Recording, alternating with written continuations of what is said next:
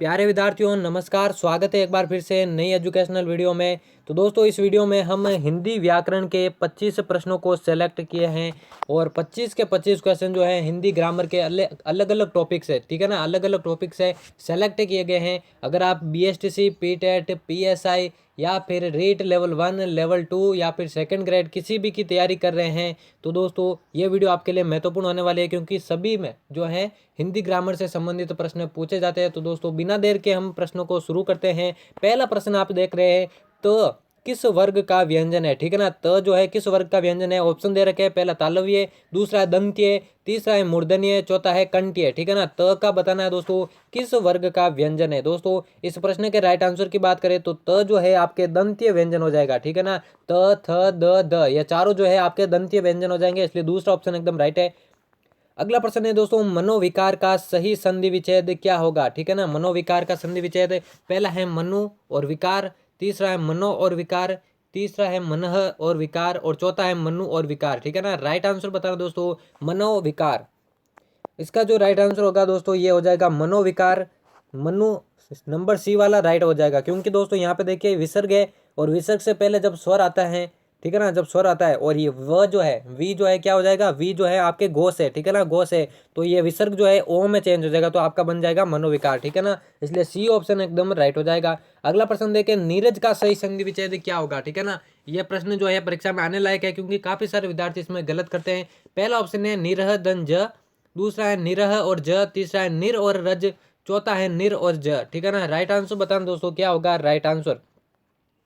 इसका जो right answer होगा वो दोस्तों नंबर सी वाला हो जाएगा। यही जो है आपका नीरज का राइट संधि विच्छेद होगा। इसके अलावा नीरव जो है, इसके अलावा नीरव, ये इससे जो शब्द बनते हैं उनमें शब्द का ये जो है यही संधि विच्छेद होगा, तो आपको कंफ्यूज होने की जरूरत नहीं है, इसी को आपको राइट करना है।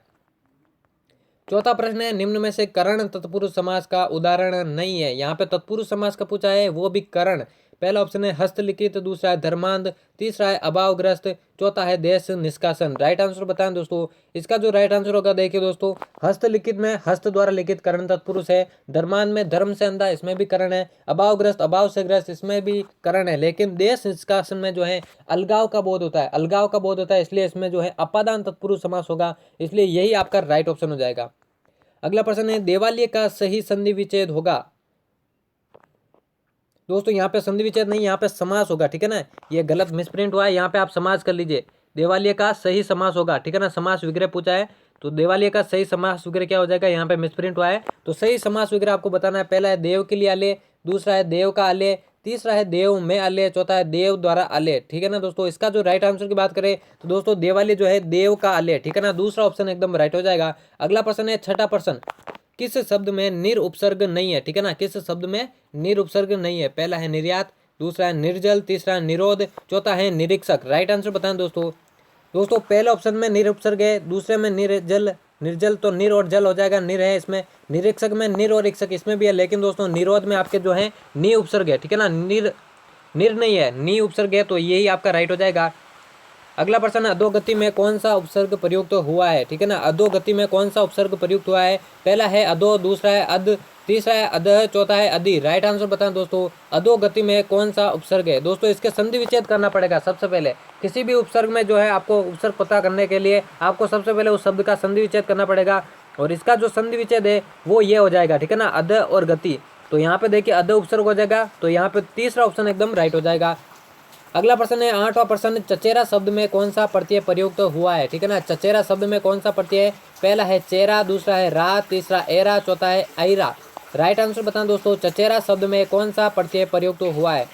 तो दोस्तों चचेरा शब्द का पहले संधि विच्छेद कर लीजिए, चाचा और एरा, ठीक है ना, चाचा और एरा ये बनेगा, तो दोस्तों एरा प्रत्यय इसमें प्रयुक्त हुआ है, इसलिए सी ऑप्शन एकदम राइट हो जाएगा। अगला प्रश्न की ओर बढ़े। अगला प्रश्न है, नमो हाथों हाथ रखना मुहावरे का सही अर्थ क्या है, ठीक है ना। हाथों हाथ रखना, पहला है चोरी करना, दूसरा देखभाल के साथ रखना, तीसरा है किसी से कुछ मांगना, चौथा है किसी काम में दखल देना। तो हाथों हाथ रखना मुहावरे का अर्थ क्या होगा। इस प्रश्न के राइट आंसर की बात करें तो हाथों हाथ रखना यानी कि देखभाल के साथ रखना, दूसरा राइट हो जाएगा। अगला प्रश्न देखें तो 10वां प्रश्न है, होनहार बिरवान के होत चिकने पात लोकोक्ति का सही अर्थ क्या है, ठीक है ना। होनहार बिरवान के होत चिकने पात, पहला है कथनी और करनी में अंतर, दूसरा है केवल कल्पना करना, तीसरा है पूत के पांव पालने में ही दिख जाते हैं, चौथा है सबसे अलग स्थिति। दोस्तों राइट आंसर बताना है। इस प्रश्न के राइट आंसर की बात करें तो होनहार बिरवान के होत चिकने पात यानी कि पूत के पांव पालने में दिख जाते हैं, सी आपका राइट हो जाएगा। अगला प्रश्न है 11वां, निम्न में से कौन सा वाक्य शुद्ध है, ठीक है ना। निम्न में से कौन सा वाक्य शुद्ध है, पहला है सब लोग अपनी अपनी राय लिखित में दे दें, दूसरा है मैंने एक कविता का अनुवाद किया है, हमें परस्पर सहयोग करना चाहिए, चारों वेदों का नाम जानते हो, ठीक है ना। राइट आंसर बताएं दोस्तों। इस प्रश्न के राइट आंसर की बात करें तो देखिए दोस्तों, पहला तो आपका गलत हो जाएगा क्योंकि सब लोग अपनी राय लिखित में दे दे, यहाँ पे अपनी 2 बार आएगा, यानी सभी लोगों की अपनी अपनी राय होती है, तो यहाँ पे अपनी अपनी आएगा, ठीक है ना, केवल अपनी नहीं आएगा, अपनी अपनी आएगा, इसलिए ये तो गलत हो जाएगा। मैंने एक कविता का अनुवाद किया है, यही आपका राइट हो जाएगा दोस्तों, यही आपका शुद्ध वाक्य है। तीसरा देखिए हमें परस्पर में सहयोग करना चाहिए, ये नहीं आएगा, ठीक है ना, केवल हमें परस्पर सहयोग करना चाहिए, यही राइट होगा। चौथा देखें तो चारों वेदों का नाम जानते हो, तो दोस्तों यहाँ पे का नहीं आएगा, यहाँ पे के आएगा, ठीक है ना, चारों वेदों के नाम जानते हो, ठीक है ना। तो दोस्तों राइट आंसर बता दिया मैंने, दूसरा ऑप्शन एकदम राइट हो जाएगा। अगला प्रश्न देखिए 12वां प्रश्न है, कौन सा शब्द शुद्ध है, ठीक है ना। शुद्धि से संबंधित आपके प्रश्न पूछे जाएंगे। पहला है वाल्मीकि, दूसरा है नौकरी, तीसरा है पूज्य, चौथा है पड़ोसिन। दोस्तों राइट आंसर की बात करें तो देखिए पहला तो आपका गलत हो जाएगा क्योंकि वाल्मीकि आप ऐसे लिखते हैं, ठीक है ना। मैं आपको बता दूं राइट कैसे होगा। वाल्मीकि आप जब भी प्रश्न पूछे तो ऐसे लाइक का यही राइट होगा। नौकरी में देखिए आपके डबल मात्रा आएगी, ठीक है ना, तभी वो राइट होगा। पूज्य में देखिए ये बड़ी आएगी, ठीक है ना, ये बड़ी आएगी, छोटी नहीं आएगी। या फिर ऐसे लिख सकते हैं आप पूजनीय, ठीक है ना, ऐसे लिख सकते हैं। तो ये तीनों आपके गलत हो जाएगा और जो राइट आंसर हो जाएगा वो हो जाएगा पड़ोसिन। पड़ोसिन एकदम राइट लिखा है तो शुद्ध हो जाएगा। अगला प्रश्न देखिए 13वां प्रश्न है, निम्न में से तत्सम शब्द कौन सा है, ठीक है ना। तत्सम शब्द पहला है हरिद्रा, दूसरा है सेठ, तीसरा है लखन, चौथा है मक्की। राइट आंसर बताएं दोस्तों। देखिए दोस्तों सेठ, लखन और मक्की ये तीनों आपके तद्भव शब्द है, ठीक है ना, लेकिन हरिद्रा जो है वो आपके तत्सम शब्द है और इसका जो तद्भव बनेगा वो हो जाएगा आपका हल्दी, ठीक है ना, तो यही आपका राइट हो जाएगा। अगला प्रश्न है 14वां, डाक के 3 पात लोकोक्ति का अर्थ होगा, ठीक है ना। डाक के 3 पात, पहला है एक चालाक से बढ़कर दूसरा चालाक, दूसरा है जान है तो जहान है, तीसरा है सदैव एक जैसी स्थिति, चौथा है सबसे अलग स्थिति। तो दोस्तों डाक के 3 पात मतलब सदैव एक जैसी स्थिति, सी आपका राइट हो जाएगा। अगला प्रश्न है 15वां प्रश्न है, कौन सा विलोम युग्म गलत है, ठीक है ना, कौन सा विलोम युग्म गलत है। पहला है विरक्त और आसक्त, दूसरा आमिष और निरामिष, तीसरा है व्यष्टि और समष्टि, चौथा है संकीर्ण और विस्तीर्ण। दोस्तों इस प्रश्न के राइट आंसर की बात करें तो देखिए विरक्त और आसक्त बिल्कुल सही है, व्यष्टि और समष्टि ये भी बिल्कुल सही है, संकीर्ण और विस्तीर्ण ये भी सही है, लेकिन दोस्तों ये आपका गलत हो जाएगा, इसलिए यही राइट आंसर है। क्योंकि आमिष और निरामिष दोनों एक दूसरे के पर्यायवाची है, ठीक है ना। आमिष का आपका सामिष होगा, ठीक है ना, ये सामिस हो जाएगा, इसलिए यही आपका राइट हो जाएगा। अगला प्रश्न देखिए 16वां प्रश्न है, मरने की इच्छा का सही एकल शब्द होगा, ठीक है ना। पहला है मुमूर्षा, दूसरा है मुमूर्षु, तीसरा है मुमुक्षु, चौथा है मुमुक्षा। राइट आंसर बताएं दोस्तों, मरने की इच्छा। इस प्रश्न के राइट आंसर की बात करें तो आपका देखिए पहला ऑप्शन ही राइट हो जाएगा, ठीक है ना, मुमूर्षा ही आपका राइट हो जाएगा। क्योंकि दोस्तों मुमूर्षु है मरने का इच्छुक, यहाँ पे इच्छा अलग है और इच्छुक अलग है। मुमूर्षु होगा मरने को इच्छुक और मुमुक्षु जो मोक्ष की इच्छा रखने वाला, मोक्ष की इच्छा रखने वाला, और मुमुक्षा है मोक्ष की इच्छा, ठीक है ना। चारों का मैंने बता दिया। इस प्रश्न का राइट आंसर होगा आपका मुमूर्षा। अगला प्रश्न देखिए 17वां, संविधान का सही संधि विच्छेद होगा। पहला है सु और विधान, दूसरा है स और विधान, तीसरा है सम और विधान, चौथा है समह और विधान। इस प्रश्न के राइट आंसर की बात करें तो संविधान का जो राइट संधि विच्छेद होगा वो हो जाएगा आपका सम और विधान।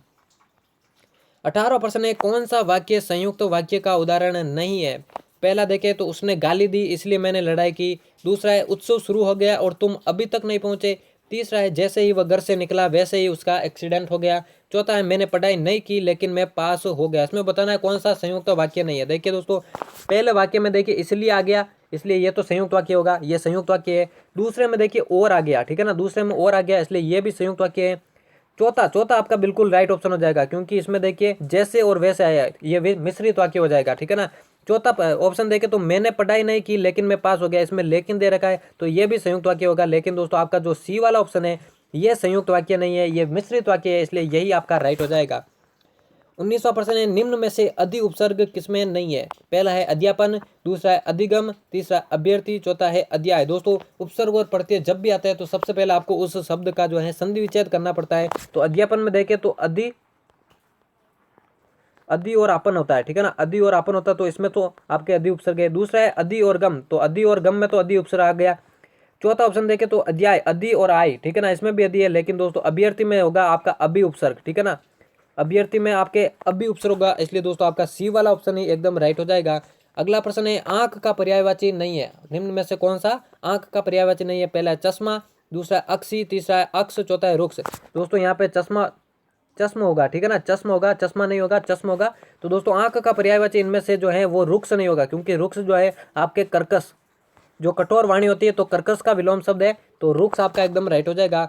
अगला प्रश्न है 21वां, निम्नलिखित में से किसमें वाक्यांश के लिए सार्थक शब्द है? ठीक है ना, सही सार्थक शब्द बताना है। पहला है जो पहले जन्मा हो उसे अनुज, दूसरा है जिसका विवाह ना हुआ हो उसे अपरिणित, तीसरा है समुद्र में लगने वाली आग उससे दावाग्नि, चौथा है मोक्ष प्राप्त करने की इच्छा मुमुक्षा। राइट आंसर की बात करें तो दोस्तों देखिए बी ऑप्शन एकदम राइट हो जाएगा, क्योंकि दोस्तों जो पहले जन्मा हो उसे अनुज नहीं बल्कि अग्रज बोला जाता है, तो ये गलत हो जाएगा। तीसरा है समुद्र में लगने वाली आग को दावाग्नि नहीं बल्कि बड़वानल कहते हैं, ठीक है ना, बड़वानल कहते हैं। चौथा है मोक्ष प्राप्त करने की इच्छा, मोक्ष प्राप्त करने की इच्छा को दोस्तों मुमुक्षा कहते हैं, ठीक है ना, ये मुमुक्षा कहते हैं, तो ये भी गलत हो जाएगा। जो राइट होगा वो हो जाएगा आपका जिसका विवाह न हुआ हो उसे अपरिणित बोला जाता है। 22वां प्रश्न है, विलोम शब्द की दृष्टि से कौन सा युग्म गलत है? पहला है आकर्षण और विकर्षण, दूसरा है उन्मूलन और रोपण, तीसरा है अचेतन और जड़, चौथा है कोप और कृपा। राइट आंसर बताएं दोस्तों, विलोम शब्द की दृष्टि से कौन सा युग्म गलत है? तो दोस्तों इसका जो राइट आंसर हो जाएगा वो हो जाएगा अचेतन और जड़, क्योंकि आकर्षण और विकर्षण बिल्कुल सही है, उन्मूलन और रोपण बिल्कुल सही है, कोप और कृपा बिल्कुल सही है, लेकिन अचेतन और जड़ ये एक दूसरे के जो है पर्याय हो जाएंगे। अचेतन का आप चेतन लिख सकते हो, ये एक दूसरे के पर्यायवाची हो गए, इसलिए यही आपका गलत हो जाएगा।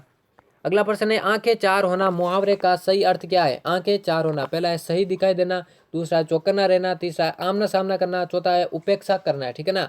आंखें चार होना, इसका राइट आंसर होगा दोस्तों आमना सामना करना, सी एकदम राइट हो जाएगा। अगला प्रश्न देखिए दोस्तों 24वां प्रश्न है, निम्नलिखित में से कौन सा शब्द पुल्लिंग नहीं है? पहला है चिंतन, दूसरा मानव, तीसरा है भेद, चौथा है सहायता। दोस्तों अभी तक आपने चैनल को सब्सक्राइब नहीं किया तो वीडियो को लाइक करके चैनल को सब्सक्राइब कर दीजिएगा, क्योंकि आने वाली वीडियोस आपको जो है इजीली प्राप्त हो सके, क्योंकि आने वाली वीडियोस आपके लिए हेल्पफुल होने वाली है। और फ्री पीडीएफ अगर आपको प्राप्त करनी है तो आप टेलीग्राम से भी ज्वाइन हो सकते हैं, उसकी लिंक जो है डिस्क्रिप्शन में दे रखी है। इस प्रश्न के राइट आंसर की बात करें तो दोस्तों सहायता जो है आपका पुल्लिंग नहीं है, क्योंकि सहायता जो है आपका स्त्रीलिंग में प्रयुक्त होता है, इसलिए यही आपका राइट हो जाएगा।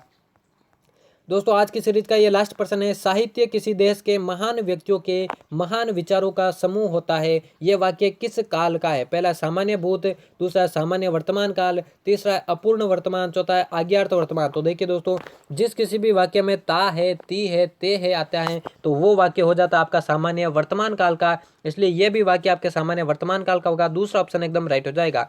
तो दोस्तों यहाँ पे 25 से हिंदी ग्रामर के महत्वपूर्ण प्रश्नों की सीरीज समाप्त होती है। बहुत ही महत्वपूर्ण ये प्रश्न होने वाले हैं, एक एक प्रश्न जो है हर कंपटीशन की दृष्टि से महत्वपूर्ण है। उम्मीद करता हूँ आपको वीडियो पसंद आया होगा। दोस्तों वीडियो पसंद आई तो चैनल को सब्सक्राइब करके बेल आइकन को जरूर प्रेस कर देना। तो दोस्तों मिलते हैं किसी और नई वीडियो में।